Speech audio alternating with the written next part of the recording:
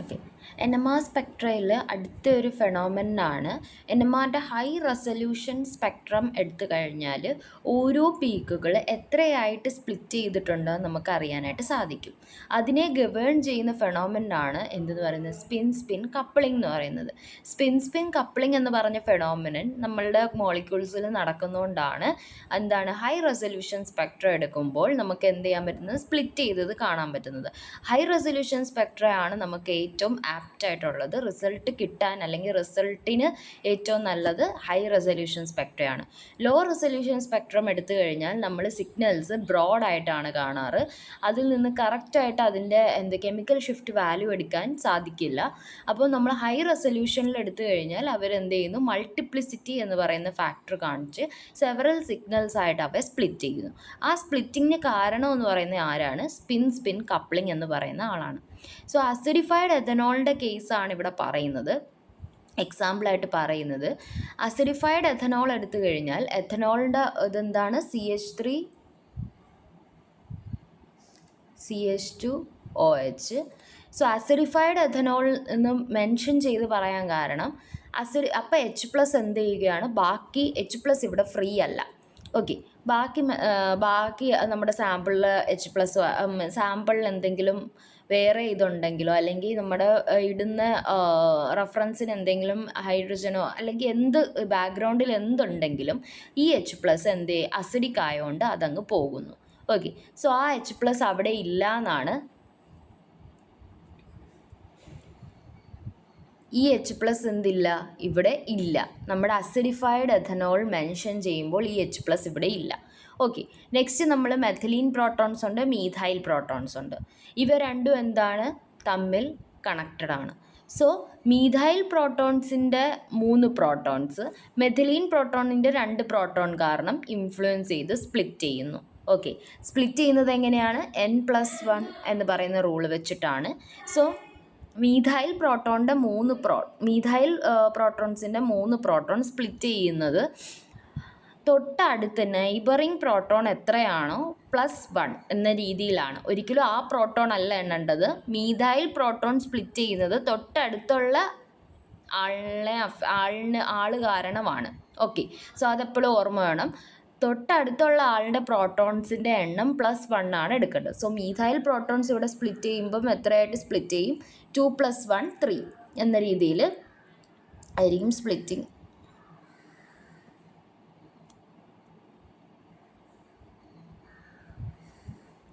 Two plus one 3 എന്ന രീതിയിലായിരിക്കും methyl പ്രോട്ടോൺസിൻ്റെ splitting വരുന്നത്. മെഥിലീൻ പ്രോട്ടോൺസിൻ്റെ സ്പ്ലിറ്റിംഗ് നോക്കിക്കഴിഞ്ഞാൽ അത് എത്ര വരും, തൊട്ടടുത്ത് മീഥൈലാണ്. സോ 3 + 1 4 എന്ന ക്വാർട്ടറ്റ് എന്ന രീതിയിലായിരിക്കും ഇത് വരുന്നത്. ഓക്കെ, ഇതാണ് നമ്മളുടെ അസിഡിഫൈഡ് എഥനോളിൽ സംഭവിക്കുന്നത്. മെഥിലീൻ പ്രോട്ടോൺ ക്വാർട്ടറ്റായിട്ടും മീഥൈൽ പ്രോട്ടോൺ ട്രിപ്ലറ്റ് ആയിട്ട് സ്പ്ലിറ്റ് ചെയ്യുന്നു. മീഥൈൽ പ്രോട്ടോൺ ഇൻറ്റൻസിറ്റി എന്ന് പറയുന്നത് 1:2:1 ആണ്. പാസ്കൽസ് ട്രയാങ്കിൾ വെച്ചാണ് നമ്മൾ ഇൻറ്റൻസിറ്റി കാൽക്കുലേറ്റ് ചെയ്യുന്നത്. മെഥിലീൻ പ്രോട്ടോൺസിൻ്റെ ഇൻറ്റൻസിറ്റി 1:3:3:1 ആണ്.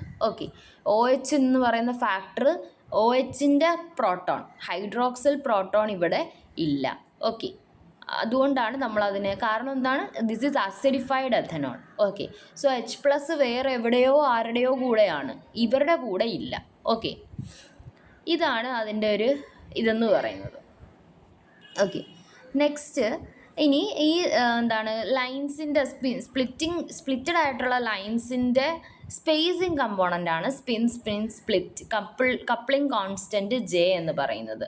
ഓക്കെ, കപ്ലിംഗ് കോൺസ്റ്റൻറ്റ് നമ്മൾ നോക്കിക്കഴിഞ്ഞാൽ അത് അപ്ലൈഡ് ഫീൽഡ് സ്ട്രെങ്തിന് ഇൻഡിപെൻഡൻ്റ് ആയിട്ടുള്ളൊരു ഫാക്ടറാണ്. ഓക്കെ, ഇനി എങ്ങനെയാണ് ഇത് ഫിസിക്കൽ ആസ്പെക്റ്റിൽ നമ്മൾ പറയുക, നമ്മൾ സ്പ്ലിറ്റ് ചെയ്യുന്നു എന്ന് പറഞ്ഞു, എങ്ങനെ സ്പ്ലിറ്റ് ചെയ്യുന്നു എന്നാണ് നമ്മൾ ഇനി നോക്കാൻ പോകുന്നത്. മീൻസ് എന്താണ് അവിടെ ഫിസിക്കലി എന്താണ് നടക്കുന്നത്. ഓക്കെ, വി നോ ദാറ്റ് ഓരോ പ്രോട്ടോണിനും സ്പിന്നുണ്ട്. സോ CH3യുടെ പ്രോട്ടോൺസ് സ്പ്ലിറ്റ് ആകാനുള്ള കാരണം ആരുകൊണ്ടാണ്, മെഥിലീൻ പ്രോട്ടോൺസ്, മെഥിലീൻ്റെ 2 പ്രോട്ടോൺസ് കാണും, CH2ൻ്റെ 2 പ്രോട്ടോൺസ് കാരണമാണ്. ഓക്കെ, ആ 2 പ്രോട്ടോൺസിനും എന്തുണ്ട്, സ്പിന്നുണ്ട്. ഓക്കെ, അല്ലെങ്കിൽ സ്പിന്നുണ്ട്. അല്ലെങ്കിൽ പ്രോട്ടോൺസ് എങ്ങനെ അലൈൻ ചെയ്യാം, 4 ഡിഫറെൻറ്റ് ബേസിൽ അവയൊക്കെ അലൈൻ ചെയ്യാം. ഓക്കെ, സോ എങ്ങനെ അത് നോർമലി അറിയാമല്ലോ, രണ്ട് പേര് എന്ത് ചെയ്യാം, പാരലായിട്ടിരിക്കാം. രണ്ടുപേരും എന്തായിരിക്കാം, താഴോട്ട് ഒരേ ഡയറക്ഷനിലിരിക്കാം. ഒരെണ്ണം മുകളിലും ഒരെണ്ണം താഴെയും, ഒരെണ്ണം താഴെയും ഒരെണ്ണം മുകളിലും എന്ന രീതിയിൽ അവർക്ക് ഇരിക്കാം. ഓക്കെ. സോ ഇവിടെ നോക്കിക്കഴിഞ്ഞാൽ ഇതിൻ്റെ എന്താണ്, +1/2 ആണ് സ്പിൻ എന്ന് പറയുന്നത്. 1/2 + 1/2 1, 0 0 ആണ് ഇവിടെ വരുന്നത്. ഇവിടെ -1 എന്ന രീതിയിലാണ് വരുന്നത്. ഓക്കെ.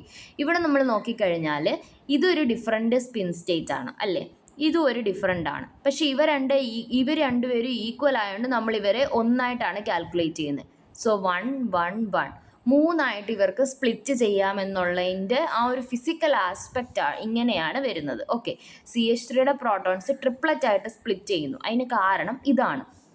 നമ്മൾ പറഞ്ഞു CH2ൻ്റെ പ്രോട്ടോൺസ് എത്രയായിട്ട് സ്പ്ലിറ്റ് ചെയ്യുന്നു, 4ആയിട്ട് സ്പ്ലിറ്റ് ചെയ്യുന്നു എന്ന് പറഞ്ഞു. സോ അതാണ് ഇവിടെ എഴുതിയത്. 3 protons of CH